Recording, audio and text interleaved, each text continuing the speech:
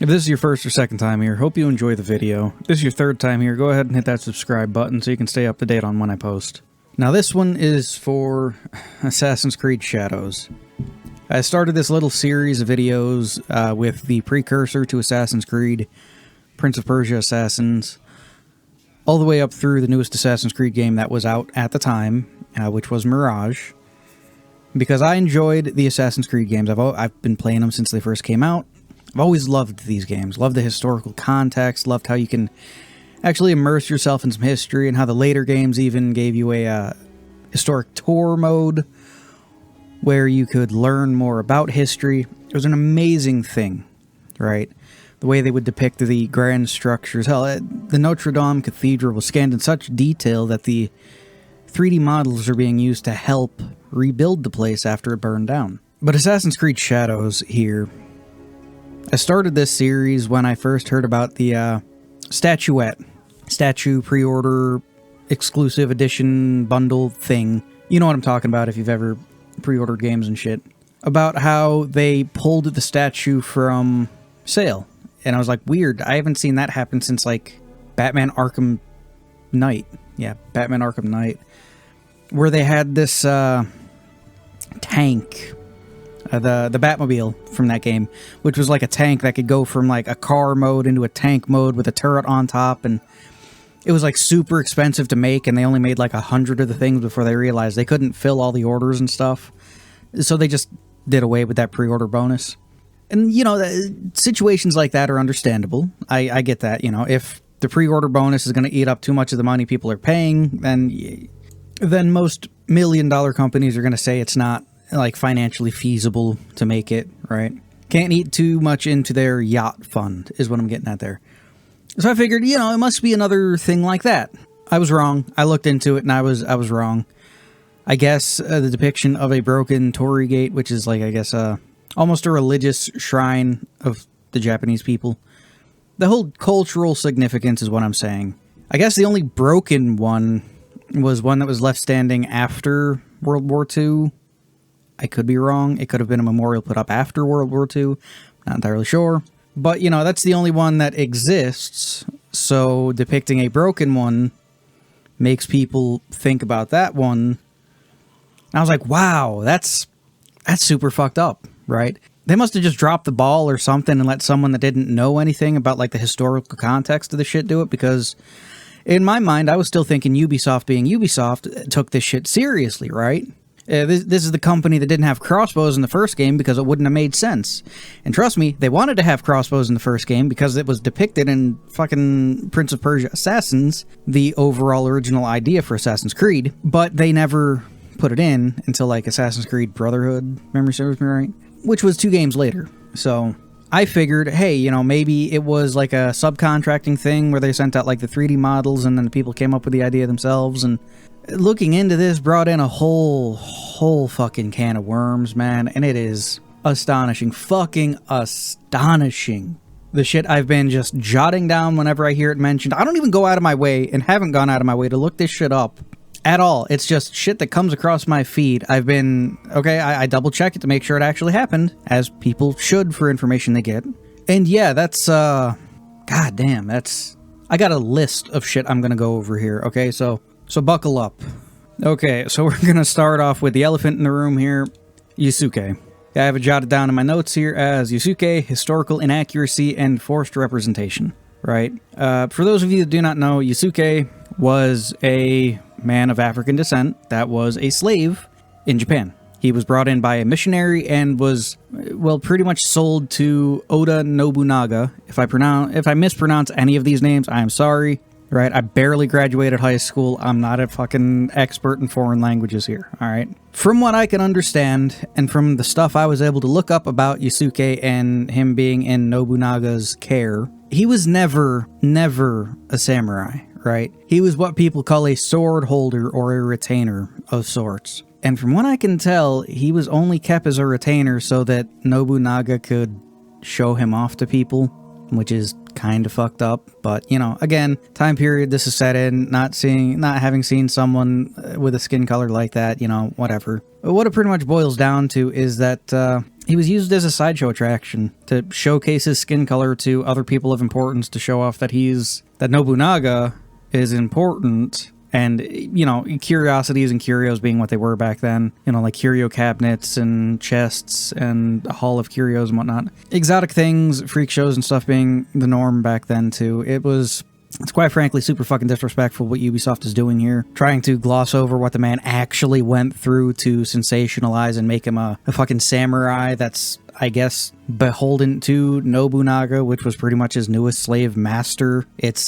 I don't know, it's kind of fucked up in my book. One of the biggest things fans like me got annoyed about with this is Yasuke is a historical character. He exists in real life, or existed in real life. Why is this person a protagonist of an Assassin's Creed game? No Assassin's Creed game before has had you, as the player, have the protagonist be an actual historical person. You've met historical people throughout all of the games. That's a given, right? Ezio meets Da Vinci and Medici, and you meet all sorts of other characters like Alexander Graham Bell and whatnot throughout all of the other games. And that's completely understandable. It's what it's based on. It's how you tie it into being historical fiction, right? That's how it works. The problem is, why take the only person of color in Japan at the time that everyone pretty much knows was a slave and have him be the protagonist other than just representation, to try to sell the game more to people that, quite frankly, aren't even going to buy the fucking game to begin with. Okay? It looks bad on Ubisoft's part for this. Like, don't get me wrong, what they could have done is they could have had literally any other protagonist, the secondary protagonist, because there's two. Apparently Ubisoft says that you can play throughout the entire game as just one of them if you wanted. I don't know, man. Anyway, you could use the female protagonist and just have her be the protagonist of the game, and then you could meet Yasuke. As maybe you see Nobunaga showing him off to his peers or something, and then, I don't know, maybe you can help him out. Because eventually, throughout history and stuff, after Nobunaga died, I guess he just kind of disappeared. A lot of, well, from the stuff I've been able to find anyway, it says either he died soon after, or the most likely thing is he was sold back to the same church with the missionaries that originally brought him there, and he was taken to mainland China, where he then later died. Okay? By the by, he didn't live a great life, and maybe the Assassin's Creed game could change it up since his, death is so mysterious. And maybe the assassins could have helped him flee someplace safe where he's no longer a slave or something, That would have been cool. That would have been cool. It would have stuck with the entire Assassin's motif of freedom and shit like that, while still allowing for, them to have that representation they wanted. But I guess that would play too much into, like, a savior complex for them, and I guess they needed the person of color, even though it's set in fucking Japan, to be the hero and protagonist. I don't even know. I'm just going to move on to the next topic. And this next topic is just the unauthorized use of cultural symbols from Japan. First thing on my list here is Ubisoft stole and used the Sekigara. Again, if I mispronounce these, I'm sorry, but I have no idea how to pronounce them.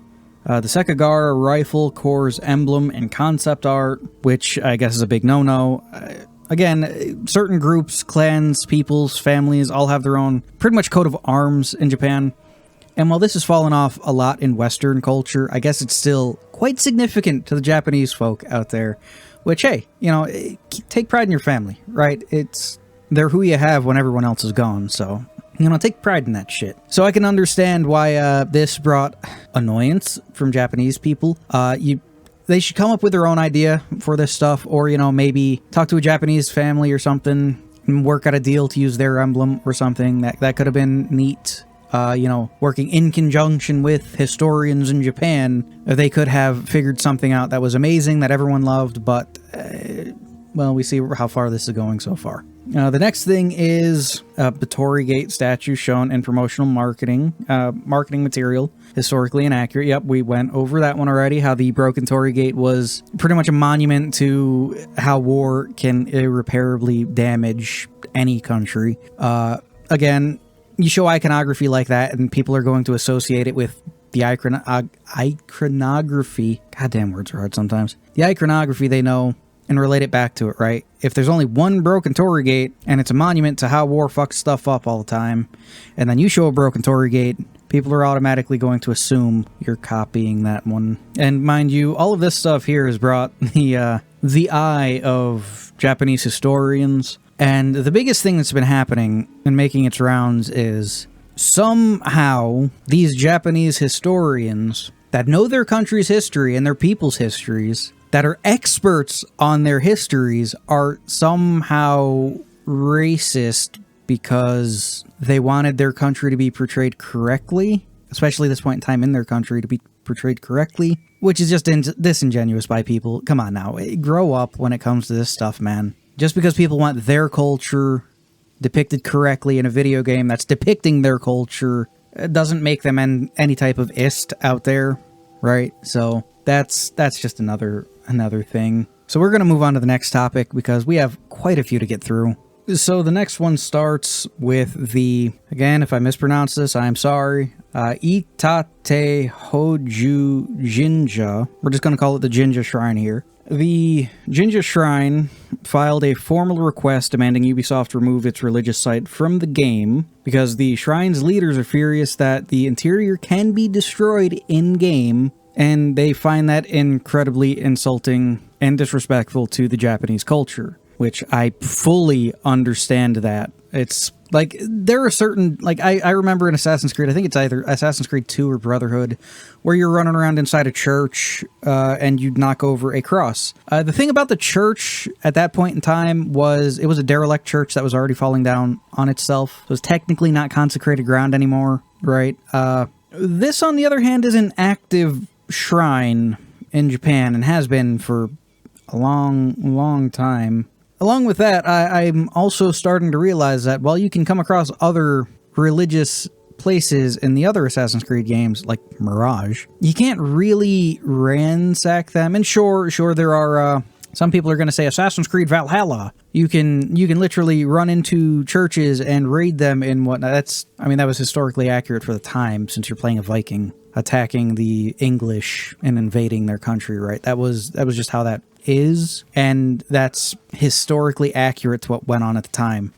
I highly doubt people ran into these temples and started destroying everything and killing people. Like, don't get me wrong, it probably happened at some point, but not what they're trying to depict in this game, right? From what I've been able to find, there was also a secondary religious site that had a large, amazing Buddha statue in it. I guess this site has always banned photography in videos from being taken of it. You know, it encourages people to actually come out and see the site, you know, go to the local area for food and whatnot, touristy stuff, but also religious reasons, right? It's a religious site at the end of the day. And I guess somehow, without their knowing or the people that, you know, run the site okaying it, somehow Ubisoft got complete interior scans of the place and put it in the game as another place you could run around and destroy stuff. The thing that I've been able to find, though, is I guess Japanese law prohibits unauthorized depictions of religious sites. I guess technically Japan owns the copyright to these religious sites. Again, not a lawyer or anything.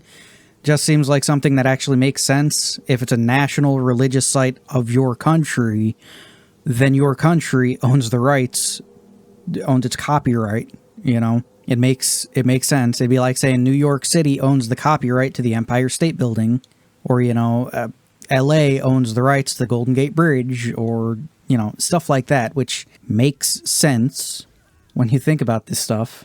Yet, reading further down, these shrines and relics are privately owned by the Japanese people, and their copyright belongs to the owners under Japanese law. This makes Ubisoft's use of such sites without consent even more problematic.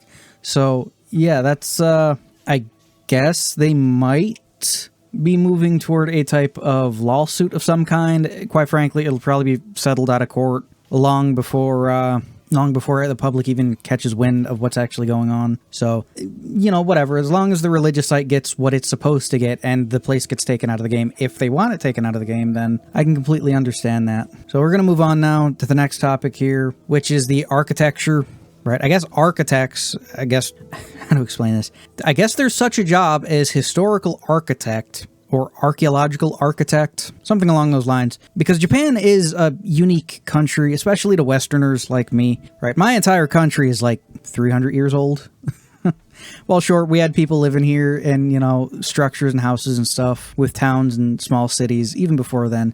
To be able to look at some places in Japan that have just, you know, wooden structures that have been around for 1,000 years, it's astonishing, right? It's astonishing and amazing. So I guess they have certain jobs where you go around and you survey these buildings and you catalog them, make sure they're still in good condition, get people to work on them in the traditional ways that would have been worked on them, that they would have been worked on back in the day, which is amazing, right? We have some things like that here in the U.S. where historical homes need to be worked on in a traditional way, which is why a lot of people don't buy old historic homes and instead just let them pretty much fall in on themselves so that they can then clear the lot off to build a postmodern nightmare house. Anyway, I guess these people took exception to the fact that the architecture was wrong in all of the material that's been leading up to the release of Assassin's Creed Shadows. Many of the buildings in Shadows resemble Chinese structures to them, not Japanese ones. Okay, and they've gone so far as to say the style matches post-Tang Dynasty Chinese designs, and a lot of people suggest that Ubisoft is reusing assets from Assassin's Creed Jade, which is a mobile game set in China, because, you know, got to tap into that Chinese market at the end of the day. So, myself included, feels like Assassin's Creed Shadows, knowing that Jade exists, is that Assassin's Creed Shadows is just a slapdash product so that they could cash in on the stuff they already made for Assassin's Creed Jade instead of, you know, actually putting time and effort into making an actual Assassin's Creed game set in Japan, which is just, it's disheartening. Come on now. People have wanted Assassin's Creed in Japan since, like, the first Assassin's Creed game, right? It's a culture that's known to have a group of individuals that everyone automatically assumes were assassins, right? The ninja, or whatever they're actually called. It's just, it's astonishing, right? It's like, well, it harkens back to Assassin's Creed 4, Black Flag, Assassin's Creed Rogue, and how people wanted that, just that, being pirate game as a game. And it took them like 15 years to make Skull and Bones, which has been completely forgotten about now. And it's just, it boggles the fucking mind what they're thinking nowadays with this stuff, right? I get it. They gotta appease the people in charge that make the money and want more money and all that shit, which is just fucking ridiculous. But come on, man. You strike while the iron's hot and give the people what they actually fucking want, instead of the people that are vocal about shit, but mostly just want to dictate what other people can have, right? It's... Anyway, we're just going to move on to the next topic now, before I keep ranting on and make this a fucking 3-hour video. So we're just going to move on to the next one. Leaning more into this being a cash grab off of the assets for Assassin's Creed Jade. I guess music in the trailers and stuff has been using a Chinese instrument called and again, you will have to forgive me if I mispronounce this, guzheng, Guzheng, in the soundtracks for a game set in Japan. I guess the traditional instrument should have been a koto, K-O-T-O, a traditional Japanese stringed instrument. To me, this just kind of reinforces that they're blurring the lines between these two cultures, because maybe they want to try to market Assassin's Creed Shadows in China, and some Chinese people are already going to pick up on the instrument and the architecture and, you know, feel better about their culture, or maybe think their culture influenced Japanese culture.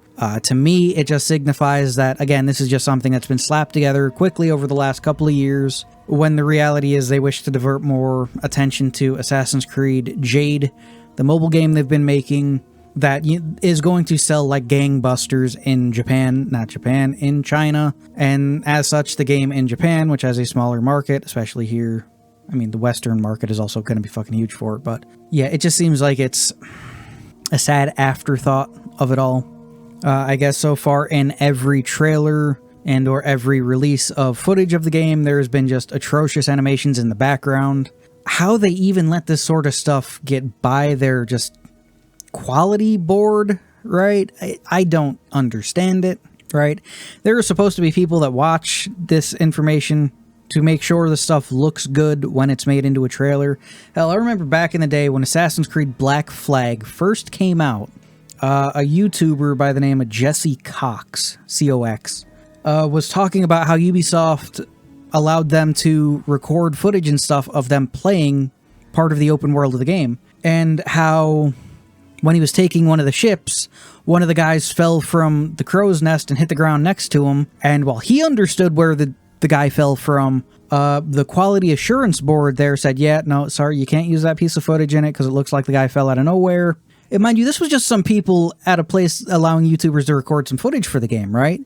What the fuck has happened since then to allow such atrocious animations and shit to be used to just be in the background of stuff that's promotional for the game, right? It shows that they've been slipping on every aspect of what the fuck they've been doing lately. Anyway, on to the next topic. No consequences for killing civilians. Now, I do not know if this has been remedied since they've delayed the game like 3 times, or if this is still going to be a feature of the game, right? In every Assassin's Creed game up until this point, in Assassin's Creed 2, Brotherhood, Revelations, if you killed civilians, you would get a warning saying, this ancestor did not kill civilians. Continuing to do so will cause desynchronization, which is a game over for this game. And if you did it again, you'd get a final warning, and if you did it again, you'd get a game over, which is desynchronization. You'd have to start from wherever your last checkpoint was. Whatever, okay? Assassin's Creed Rogue. Again, I keep coming back to Rogue. 1, it's my favorite game, and 2, it did a lot of stuff differently, right? You no longer played as an assassin in that game. Shay Patrick Cormac went from being an assassin to the assassin sent him to go find a piece of Eden, which leveled half of a fucking continent, and he got disillusioned with the way they acted because they pretty much said it was his fault, so he left. They tried to kill him. He sided with the Templars after that because he realized, hey, the Templars want to make sure the assassins don't level another city, so whatever. Even in this game, where you play as a Templar, if you kill innocent people, while you will not get a desynchronization at that point in time, if you were an assassin, or still an assassin with Shay, and you did it, you'd get desynchronized. As a Templar, if you do it, you get bounty hunters after you, okay? So you get people that hunt you down and make your life a living hell in that game if you run around acting like a jackass. From what I've been able to see and find on this since I first took down the note, is that there are, in Shadows, Yasuke can slaughter innocent civilians freely with no punishment or consequence. I really fucking hope that they remedied this situation to make it desync if he does this. Not even bounty hunters would make sense in this situation, since he's supposed to be a noble samurai. Come on now, he should desync for it. To me, it reinforces that Ubisoft is allowing a foreigner to freely kill native Japanese people, while the past protagonists, and even the villains you play as, technically villains because Shay is a Templar, even they were held accountable, right? So I really hope that when this game comes out, mind you, I'm recording this before the game comes out, so that it's done and uploaded and ready to go after the game comes out. I really hope that they remedied this problem, because it would, that's just fucked up in every way, shape, and form there, man. So I'm going to move on to the next topic. I know we're already like a half an hour in, but we're going to move on to the next topic here. The fucking release date. The original release date for Assassin's Creed Shadows. They knew what the fuck they were doing with that. Assassin's Creed Shadows was originally set to release in February 2025. For those of you outside of the United States, February 2025 in the United States is known as Black History Month. You can see what they were doing when they did that. Many believed, myself included, they were going to use this as maybe some type of race-based marketing, and at the very fucking least, to deflect criticism from the game, right?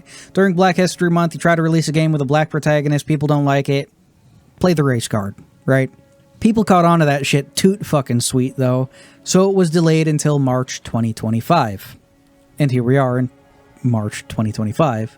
A lot of people on social media, and a lot of critics of the game, argue that forcing diversity in a setting where it does not belong feels like a cynical attempt to score political points instead of just genuine historical storytelling, which has made me personally coin the term, and it's probably in use by other people, but, you know, nothing new under the sun, that this isn't historical fiction anymore, that this is historical fantasy at this point. Which you could argue Assassin's Creed's always been historical fantasy, but the reality of it is, it's always sold itself on being historical fiction. Hence the, an Assassin's Creed Origins, an Assassin's Creed Odyssey, an Assassin's Creed Valhalla, an Assassin's Creed Mirage, where you could do tour modes where it would allow you to learn about the culture and the people where you are, right? It's always been historical fiction. Moving on to the next topic. This is less a topic. Well, it's a topic. It's just not in the vein of what I've been going on about for the last half hour. Legal and cultural backlash in Japan has led to Japanese historians, gamers, and scholars rejecting Shadows as historically inaccurate and culturally insensitive. Now, that last bit, what I just said, must sting like no fucking tomorrow to the people that are pulling this shit, because cultural insensitivity, I'm guessing, is one of the worst things these people could get tossed in their face from what they were trying to do. And of course, they're just going to argue it's a bunch of trolls on the internet, blah, blah, whatever, man. There's been multiple lawsuits filed over this, the unauthorized use of religious sites, incorrect depictions of historical banners and symbols. Again, that's, swept under the rug, probably finished with a out-of-court settlement and whatnot. Still, though, that it even came to that point is fucking insane to me. They're prioritizing Assassin's Creed Jade, which is for the Chinese market, over Assassin's Creed Shadows, which is set in Japan. From what I've been able to find, Ubisoft is rumored to be focusing more on Assassin's Creed Jade than Assassin's Creed Shadows, treating the latter, Shadows, as an afterthought, mostly a way to try to get up enough money to finish Jade with enough polish that will make the Chinese market happy. It's also the reason why, if you ever watched a disaster movie from I'd say 2008 to 2016 or 17, how China is pretty much one of the protagonists and or come in at the last point in time to help save the good people. It's just kind of how that goes, right? You got to tap into that market to make that sweet, sweet Chinese money, I guess. I don't know. Anyway, many believe this is because Chinese gaming market is more lucrative and Ubisoft wants to appease Chinese regulators and investors so that they can get more money, which is so fun, so fucking fun. This could explain why so many elements in Assassin's Creed Shadows are Chinese elements, architecture, music, artistic influence, all to the detriment of what actually was in Japan and what is categorized in Japan. Right? Again, when you have buildings still standing from 1,000 years ago, it's not hard to figure out what architecture looked like 1,000 years ago, right? So it's so many small things build up to the breaking of a game like this, man. It's crazy. One of the big things is the religious double standard a lot of people are pointing out, and I did point out a little of it earlier there, but I can go more in depth of it here. Ubisoft has been historically respectful when portraying Islamic mosques in Assassin's Creed games, ensuring accuracy, no destruction, cultural sensitivity. I can understand it. You don't want to piss off religions. You shouldn't want to piss off any religion at the end of the day. It's how you alienate a lot of people. And it's just kind of not fucking needed, right? But mosques in prior Assassin's Creed games that you could come across from Assassin's Creed, the Al-Aqsa Mosque in Jerusalem, the Great Mosque of Damascus, in Assassin's Creed Revelation, I'm not even going to try to pronounce that name, Suleymaniye Mosque in Istanbul, the Faith Mosque in Istanbul, the Byzantine Mosque in Istanbul, Constantinople. During the point in time in Revelations, I guess Istanbul and Constantinople are still technically split, but whatever. All these mosques are fine. You can see them, you can interact with them, you can't destroy anything when it comes to them. And yet in Shadows, a real Japanese shrine can be destroyed, which is deeply offensive to Japanese people and Japanese culture, which again, I fully understand that. It's kind of fucked up they ever allowed it just in the first place. Seems like a significant oversight on their part. Many argue this expresses Ubisoft's bias as they respect certain cultures while ignoring others. I'm not going to point out too harshly that Ubisoft is French and also French-Canadian, and what's going on in those countries currently I'm not going to really point out and or deal with, so we're going to move swiftly on from that. The next big thing that pissed off a lot of people was the dismissive, the mocking, being dismissive and mocking toward the fans and toward those, well, pointing out the inaccuracies of the Japanese culture. Japanese fans criticizing the game for its cultural inaccuracy have been mocked and dismissed by Western fans. I mean, I guess you could probably guess the color of the hair that they have. The most common dismissive response that's been given out multiple fucking times, and even news outlets pick this shit up, is you control the buttons you press. But this ignores the real issue. Just because destruction is optional in the game doesn't mean it should be included in the first fucking place. Yeah, it's just Many Japanese fans have also pointed out that Ubisoft has not allowed for the destruction of a mosque so far in their games. Churches have been fair game in Valhalla. Non-consecrated churches have been fair game in other games, but no mosques. And now also Shinto shrines can be destroyed. And I guess even a Buddhist shrine can be destroyed. So why are they playing favorites? And continue on here. Now this one gets under my fucking skin. This next one does. The ASO shrine, was heavily damaged in an earthquake. I don't know if anyone died during that point in time, but it heavily damaged that shrine, right?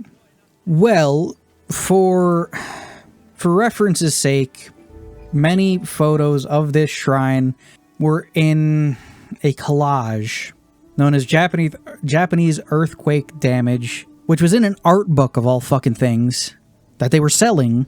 And this outraged a lot of people because, one, that shrine's a national treasure that collapsed during the 2016 earthquake, which I'm guessing, since Japan is, earthquake prone, took a lot of people's lives. And they found it super disrespectful that photos from that tragic event would be used to be shoved into an art book of all things, to be sold so Ubisoft could make more money. That's fucking grim, right? That's fucked up no matter which way you try to slice it, right? Well, people may not have died at the shrine. They still died during that earthquake, right? Now, if a proceed of the money made off of this art book was going to go to, fix infrastructure, fix the shrine, be paid to the shrine, I could understand it, right? But it's not. It's not. This has led to the accusation of insensitivity and disrespect toward the victims and the cultural significance of the shrine just in general by Ubisoft, which is just still so fucking insane for me to say at this point, right? I still remember Ubisoft fondly as the company that took pride in the history they were showing to people. And I, as someone that loved history, fucking loved these games, and it's... Jesus Christ. Moving on to the next topic here. Recruitable non-binary character. Female sumo wrestler. The leaked Assassin's Creed Shadows art book features a recruitable non-binary character which seems to be pandering to modern-day identities and politics. The character is especially controversial because Japanese, the language, is a gendered-based language, making inclusion of non-binary characters kinda unrealistic, right? Like, don't get me wrong, there were probably people that were, non-binary, technically, back then. It's always been the case, right? There have always been men that want to be women and women that want to be men. It's just a fact of history. I'm still going with a gendered language like this, you would still be called what you are at the end of the day. So, not quite sure how they deal with that one. Mind you, I could be completely wrong on that topic, but, hey, if there's any Japanese people watching this and can correct me on that, hey, feel free, man. Feel free. The game also features a female sumo wrestler, which is just historically inaccurate. It's a male sport. I mean, if memory serves me right, looking into this, the only historical, what's the word I'm looking for? Signifier, hallmark. The only thing in history that even points toward female sumo wrestlers was some noble and or king or something that had his concubines stripped nude and sumo wrestle in front of him. So that's fucked up, right? Again, you're taking something that was used pretty much as a type of abuse of power and abuse over people, much like Yasuke, and turning it into this, right? Doing this to try to get pander points. I really don't know what the fuck they were thinking with this one. I just don't. Just make this character a male sumo wrestler and be done with it, because that makes more sense. Critics argue these choices detract from the game's historical setting and authenticity, leading to claims of modern-day pandering, and that's literally what I just went on a tirade about. The next thing, attempt to pass off Zoro's sword from One Piece as Yasuke's sword. Right? At a trade show, Ubisoft was attempting to pass off Zoro's sword from One Piece as a weapon belonging to Yasuke. That it's his sword that he would have used, and this is what it would have looked like. Fans immediately noticed it and criticized them for it, which is just funny as fuck in my book. Right? One Piece has been around since I was a kid. Right? I remember watching that shit on, technically, I guess it would still have been Toonami at that point back in the day. But yeah, like, 8 to 9 o'clock, the, 4Kids version of it, where fucking Sanji was eating a lollipop and shit. Yeah, I remember watching it back in the day, back then, and, yeah, no, that was... They're on what, episode 2000 now or some shit of it?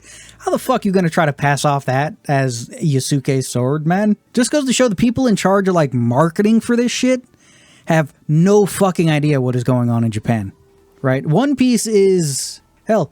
One Piece is so significant that they just made, what was it, a fucking Netflix version of it? Like a live action version of it? People said they actually liked it. It's astonishing. It's entirely astonishing. After the backlash, again, I'm going down through the list as the stuff happened, getting down to after the backlash here.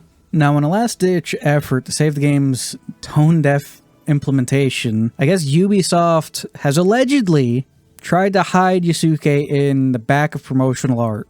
He's no longer the forefront of a lot of the art being shown in a lot of the places. He's being pushed to the back with other side characters that you would meet. A lot of people are saying this is their way of trying to cover up the game's historical inaccuracies and poor representation and poor reception of it, and it's insane to see this company do such of a 180 at this point. The next thing that's been going on is people keep yelling about Yasuke could be a samurai because William Adams was a samurai. I didn't even know who the fuck William Adams was until I heard people say this, so I looked into who William Adams was. Ubisoft defenders have tried to argue that Yasuke was just as much a samurai because William Adams, a white Irish samurai, was also a samurai. However, the major difference is in 1608, the Shogun granted Adams the title of Miura-Anjin. He was also given land and swords. Adams was given servants and an income of 250 koku, which was, I guess, a significant amount back in the day. He also had a mansion in Edo, Japan, in the modern-day Enji-cho district. My translation says it's called the Pilot District in English, marking his status as a Japanese noble, pretty much, or at the very least having a high standing in Japanese society. In contrast, Yasuke was a servant, not granted any such title or lands, and was never officially recognized as a samurai. Like I said, he was pretty much kept as a sideshow attraction for Nobunaga to show off to his friends, which, again, you think about it like this, and Ubisoft is trying to gloss over what the man actually went through to make it seem like he was loyal to the guy that pretty much enslaved him, and that's pretty fucked up, in my opinion. One of the newest things that's happened here is the achievement list for Shadows has been leaked. A lot of shit for Shadows has been leaked.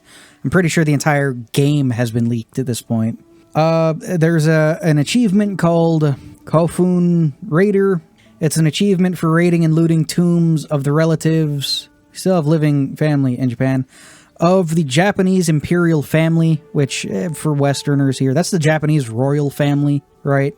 The Kofun, or Kofun, Kofun, are Japanese tombs of the imperial family and other nobility or elites from feudal Japan. They are considered sacred and contain the ancestors of the still living... Goddamn, I'm getting so worked up I can fucking hardly talk anymore. Of the still living Japanese emperor and imperial family of Japan. Straight up, I didn't even know Japan still had an emperor at this point. I thought that was done away with, like, before World War II. News to me. All right, news to me. Anyway, I think that's pretty cool. Moving on. Of course, Japanese people are very upset, let's say, about this. And they're calling for the Ministry of Cultural Affairs, which, again, something I didn't know Japan had, to take action over this, because that is super fucked up, man. Be like raiding the tomb of George Washington, or stealing Abraham Lincoln's body, which, believe it or not, actually happened. History is weird, man. They stole Lincoln's body because they thought they could ransom his body back to his kid, and after they got his body back, his son buried it below the crypt and behind the crypt, so no one could ever get to it, and it's fucked up and weird. I found one message from someone saying, frankly, between this and the shrine desecration, it has gotten ridiculous. The virtue signaling that Ubisoft put out about the game and the care they took to research Japan with bogus historians are all bullshit. So, Japanese fans kinda getting nettled about this at the end of the day. Another one says, imagine Ubisoft daring to release a game that gives achievements for raiding the ancient burial grounds of Navajo and Cherokee, especially with their current woke state. This is the type of topic that normally gives wokies conniption fits. I'm not going to get into any of the topics thereof, but I can understand what they're getting at. Another one says it was never about respecting Japan. It was about a cheap virtue signal, along with the hypocrisy of it all. I guess trying to bash one culture while trying to hold up another culture. And that's just not how you do any of this shit, man. The newest thing here to bring up is Ubisoft desperately tells players that they can skip playing as Yasuke for any reason in Assassin's Creed Shadows. I guess Ubisoft has released statements trying to calm down the controversy surrounding Yasuke. Surrounding Yasuke and his central role in Shadows, stating players can opt out of playing as Yasuke for any reason if they feel uncomfortable with it. This admission has been seen by many as a desperate attempt to salvage the game's image, as players are being encouraged to avoid the main character of the game that was marketed on his sole identity. Quite frankly, at this point in time, I still can't remember the woman's name, the Japanese woman that you can also play as in this game. Right? It boggles the fucking mind at this point. And finally, critics argue that Ubisoft's response comes off as tone deaf, as it highlights their inability to address the concerns raised by Japanese historians and fans regarding the historical inaccuracies and cultural insensitivities of the game. And that is the end of everything that I have on the game at this point, so I'm just going to end it here. Oh, yeah, this is editing me now here at the end of this video. Whilst in the midst of editing this thing here, another controversy kicked off for Ubisoft and Assassin's Creed. I'll just read out the headline for you. Ubisoft is ready to sue players for harassing Assassin's Creed Shadows developers. Cool. If it's actual harassment, sure, whatever. I'm 90% sure that any criticism of this game is going to be taken as harassment is the problem. I'll just read a little of the article here. In an interview with French media outlet BFM TV, a Ubisoft employee whose identity remained undisclosed, of course, revealed that the company has an anti-online harassment plan prepared for Shadow's release. Reportedly, the company has a dedicated team on standby monitoring networks such as Twitter, YouTube, and Reddit, and are ready to act quickly in case of a targeted attack, offering psychological and legal support to employees who may be targeted. Apparently, Ubisoft is so concerned about backlash that it even advised developers not to post on social media that they work at Ubisoft to avoid harassment. Like, don't get me wrong, there are dicks on the internet that will go out of their way to harass people, but, 90% likelihood here they're going to take all criticism as harassment and use this shit here to try to silence people, right? It's like removing honest reviews on games simply because they don't glaze the game, right?